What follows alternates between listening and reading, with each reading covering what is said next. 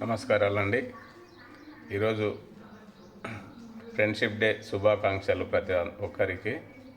Friendship day అంటే ఈ సమాజంలో ఎలా తయారైంది ఇప్పుడు ఫ్రెండ్షిప్ డే అంటే, డబ్బున్నోనికి డబ్బున్నోడు దోస్తు, తాగేటోనికి తాగేటోడు దోస్తు, దోసుకునేటోనికి దోసుకునేటోడు దోస్తు, పత్తాలాడటానికి పత్తాలాటోడేటోడు దోస్తు అనేది ఈ సమాజంలో నడుస్తున్న ఫ్రెండ్షిప్ డే అనేది మీరు ప్రతి ఒక్కరు గుర్తించాల్సిన విషయం ఇది.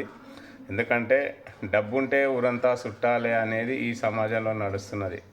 ఎందుకు చెప్తున్నా ఈ విషయం అంటే, నేను ఒక వ్యక్తిని సరే పైసలున్న వ్యక్తే కావచ్చు, అతను చిన్నప్పటి కష్టపడిన వ్యక్తే కావచ్చు, కానీ ఏం చెప్పింది నాకంటే, నేనంటే ఎందుకు నీకు నచ్చదు, నేనేం తప్పు చేసిన అంటే, జోలి చెప్పేటోళ్ళు అంటే నాకు నచ్చదు. ఎందుకంటే ఈ సమాజానికి జోలి అనేది ఎట్లా ఉందంటే, మంచి 4 మాటలు చెప్తే అది జోలిగా తయారైన పరిస్థితి ఏర్పడ్డది. అదే తాగుబోతోళ్ళు దోస్తానుంటే వచ్చి ఇమ్మీడియట్గా రాగానే ఏం చేస్తారంటే, చాలామంది వారికి ఫోన్ చేసి పిలుచుకుంటారు. అది ఫ్రెండ్షిప్ డే నడుస్తున్న ఈరోజు సమాజం. ఒకప్పటి సమాజం ఎట్లుందంటే, ఈ సమాజానికి ఏమైనా మంచి చేయాలనే పట్టుదలతో ఎవరైనా ఉన్నారు అంటే వారికి 10 మంది సహకరించేవారు, వారి అనుభవాలను పంచుకునేవాడు. ఫ్రెండ్షిప్ డే అనేది నాకు ఆలోచన. ఇప్పుడు అలాంటి ఫ్రెండ్స్ లేరు, అలాంటి సమాజం లేదు. నాయకుడు అనేవాడు కానీ, పైసలు ఉన్న వ్యవస్థ కానీ ఈరోజు ఎట్లా తయారైందంటే, చెడు దారులకు బానిసై బతుకుతున్న ఈ సమాజాన్ని జరుగుతున్న పరిస్థితి అనేది ప్రతి ఒక్కరు అర్థం చేసుకోవాల్సిందే. ఎందుకంటే ఎవరో ఉన్నారు ఏదో చేస్తారు అనే కంటే, నీకంటూ ఒక సొంత ఆర్థికంగా ఎదగడానికి వచ్చి మంచి ఆలోచనలు కాబట్టి తీసుకుపోవాల్సిందే ఈ సమాజాన్ని అనేదే నా ఒక ఆలోచన.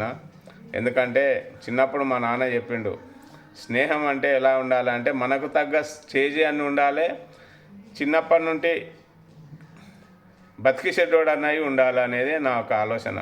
ఎందుకంటే ఈరోజు చాలామందికి విలువలతో కూడిన సంపాదన లేదు, సంపాదించడమే విలువ అనే స్టేజ్లో ఆలోచిస్తున్న ఈ సమాజాన్ని ప్రతి ఒక్కరూ, సంపాదన ముఖ్యం కాదు, సంస్కారం ముఖ్యము, విజ్ఞత వినయత ముఖ్యము. ఎందుకంటే దొరికినోడు దొరికినంత దోసుకోవడం అనేది అది పెద్దగా నాకు నచ్చడం కాదు. ఈ సమాజానికి నువ్వు పుట్టిన జీవితానికి కొంచెం స్వార్థం అంటే నీ స్వార్థమే కాకుండా ప్రజల నాలుగు మంచి మాటలు చెప్పడానికన్నా వినియోగించుకో అని నేను చెప్తున్నాను.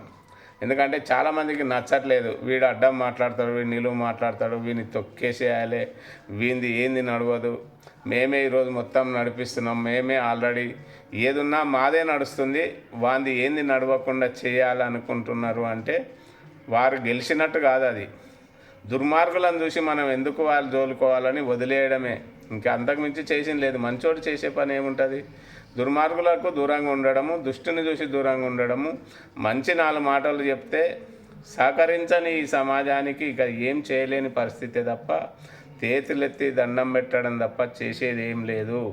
ఎందుకంటే గాంధీజీ గారు అన్నారు, అహింసతో ఏమి చేయలేము, సాధ్యమేందుకు హింసను ఖండించాల్సిన బాధ్యత. మంచి అన్నది పెంచబోయి దేశంను ప్రేమించబోయి అన్నాడు ఒక మహాకవి. అది ఈరోజు సాధ్యమయ్యే పరిస్థితి లేదు. కాకపోతే ప్రయత్నించడం అనేది మన బాధ్యతగా భావించాలి తప్ప. ఎందుకంటే ఒక వ్యక్తి నన్ను పైసలు సంపాదనే వాడు జోలి చెప్తాడు అన్నట్టు మాట్లాడిండు కాబట్టి నేను ఈరోజు ఈ విషయాన్ని మీ అందరికీ తెలియజేస్తున్నాను. నేను పైసలు సంపాదకపోవచ్చు కానీ నాలో నీతి ఉంది, నిజాయితీ ఉంది. నా భార్యకు నేను ఇంటర్మీడియట్ ఫస్ట్ ఇయర్లో మ్యారేజ్ చేసుకున్నా. ఒక జాబ్ వచ్చేంతవరకు కష్టపడి నేను సహిస్తేనే చదివింది అనేది ప్రతి ఒక్కరు ఈ సమాజానికి తెలియాల్సింది. నా కొడుకు కూడా ఈరోజు నా గుణగణాలను, నా అవగాహనను షేర్ చేసుకొని ఈరోజు ఒక ఉందాతనంగా ఒక మంచి హోదాలో ఉండడానికి ప్రయత్నిస్తున్నాడు అనేది ప్రతి ఒక్కరు తెలుసుకోవాలి.